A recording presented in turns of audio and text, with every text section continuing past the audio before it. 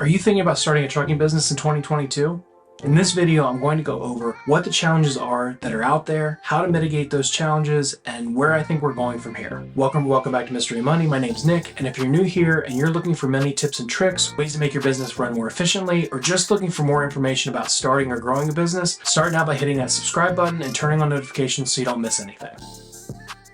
Now, the number one issue that's causing such problems is the outrageous cost of fuel. Just to give you an example, we as a company of 3 trucks, in May of 2021, we spent a total of $17,666 on fuel, or 24% of our gross income went to fuel costs. In May of 2022, we spent $26,015, or 42% of our gross sales. This is a 32% increase in fuel costs over the previous year. Due to one of our trucks being down for a period of time, our revenues were also down 18% from the previous year. Now you're probably saying, what can you do to mitigate this issue? Well, for one thing, we are making sure that our trucks are running properly. Keeping up with maintenance and making sure that any issues that are addressed are also key. We have also tried to fill the trucks up at local spots that are a little less expensive than the large truck stops that you see along the highway, and we tend to usually fill up down south where fuel is a little cheaper. We're having one of our older trucks fixed now because the engine fan was always running no matter what the temperature of the truck was, so we're pretty sure that's causing some of the lower fuel mileage. Anytime we see an issue, we are quick to get it addressed. Even the smallest savings will add up in the long run. Making sure that the drivers that you hire are also looking for those small issues so they don't turn into major issues.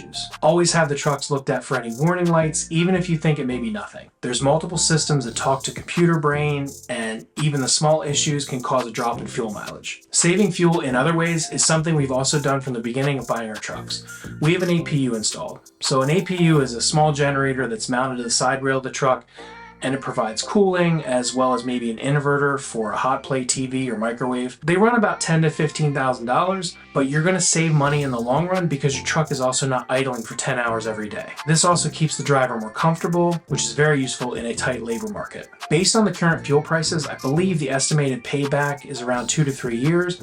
But again, you're also not putting a lot of hours on the truck when it's just sitting there idling, and you're also decreasing the life of that truck in the long run. And also, speaking of saving money, if you don't know where your money's going, it's hard to save it. Do yourself a favor, invest a little money each month in a bookkeeping software. We use QuickBooks and we've used it for about the last 5 years. I'll put a link in the description below. Try it out.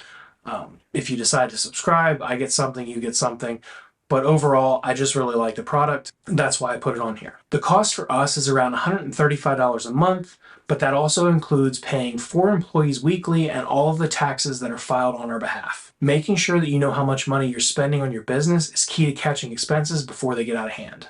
With those expenses, you also want to make sure that you have access to liquidity, mostly in the form of cash. If you have a business credit card, that's great. That works for your everyday expenses, but an adequate line of credit will also allow for those times when you can't just charge it. These are only to be used for short-term expenses like fuel, wages, insurance bills, things that you're going to pay off in a year. You're going to want to look at 10 to 15% of your gross revenues. That's going to determine a proper size of a line of credit. An example is if you're grossing $250,000, let's look at least a $25,000 to $30,000 line of credit. You may have to look at larger banks due to the smaller banks requiring collateral to secure the lines. Most large banks will be able to do a line of credit either unsecured, maybe with a UCC, or possibly with an SBA guarantee. If you want to know the difference between line of credit and credit card, check out this video here.